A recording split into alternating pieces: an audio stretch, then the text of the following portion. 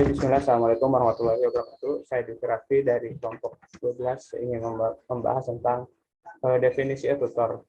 Tutor ini adalah sebuah LMS atau Learner Management System yang berbasis web yang bersifat open source. Dalam sumber lainnya mengatakan bahwa tutor adalah aplikasi e-learning berbasis web yang interaktif dalam menggunakan perangkat lunak, learning content management system.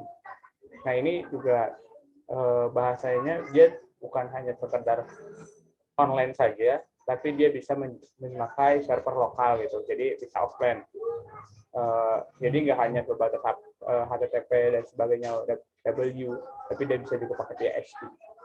Nah, itu yang menjadi e-learning tutor ini. Nah, tapi pada dasarnya tutor itu adalah sebuah media pembelajaran. Jadi cukup, tapi sebenarnya tampilannya cukup user friendly gitu, dan kemudahannya dalam menambahkan fasilitas pembelajaran e-learning lainnya apabila dibutuhkan. Nah, dia juga fasilitas yang luar biasa gitu, seperti pemberian tugas, pembuatan bank soal, pengujian dan penilaian, serta fasilitas komunikasi seperti chatting, forum, dan blog.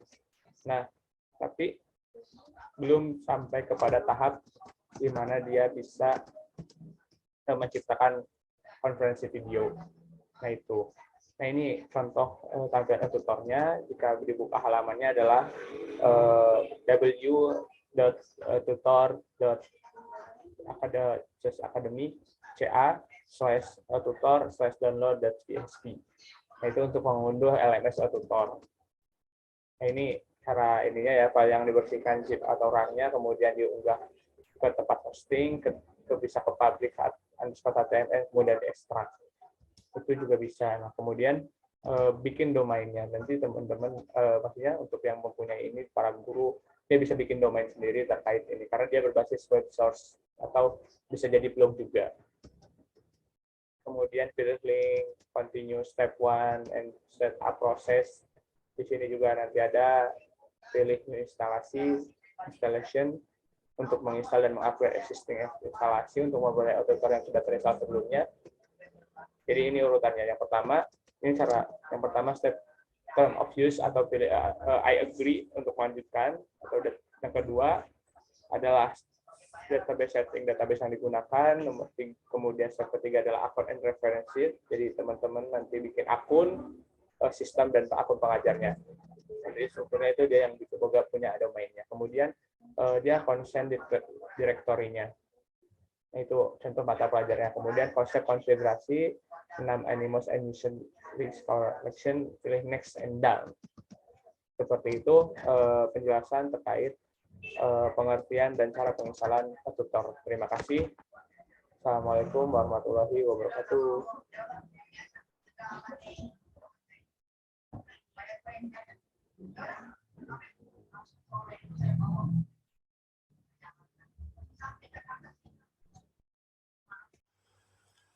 Baik, di sini saya akan melanjutkan pembahasan tentang e-learning berbasis tutor. Di sini saya akan membahas tentang fitur-fitur apa saja yang terdapat dalam tutor. Yaitu yang saya ketahui di sini fitur itu ada 8. Yang pertama yaitu ada accessibility, kemudian yang kedua ada social networking, kemudian yang ketiga ada password, kemudian yang keempat ada inbox or messaging, kemudian yang kelima itu ada student profile, yang keenam ada group, work group, kemudian yang ketujuh ada file storage, dan yang kedelapan ada blog groups ya, atau group blogs.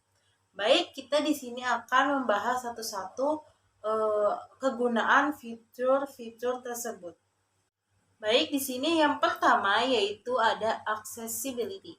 Nah, accessibility ini yaitu aplikasi tutor ini sangat mudah untuk diakses ya, dan tutor ini accessibility-nya sudah internasional. Kemudian yang kedua ada social networking. Nah, di sini semua pengguna tutor dapat menyambungkan jaringan kontak yang terdapat dalam misalkan dalam HP atau laptop tersebut ya. Jadi sudah terkoneksi dengan jaringan.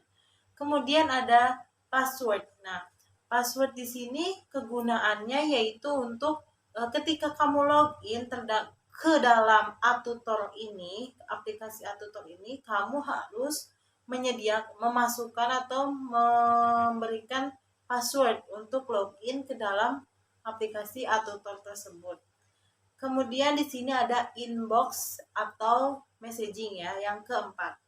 Nah, inbox atau messaging di sini kalian dapat berinteraksi atau berkomunikasi dalam aplikasi atutor ini secara pribadi. Selanjutnya yang kelima yaitu ada student profile. Nah, di sini semua pengguna atutor termasuk peserta didik itu dapat menambahkan profile atau informasi pribadi yang dapat dilihat oleh orang lain seperti foto dan lain-lainnya.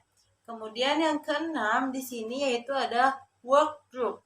Nah, work group itu gimana? Di sini kegunaan fitur work group itu ketika kamu berkolaborasi dengan teman-teman kamu. Contohnya untuk dalam bertugas kelompok atau tugas berkelompok ya. Itu dapat digunakan melalui fitur work group.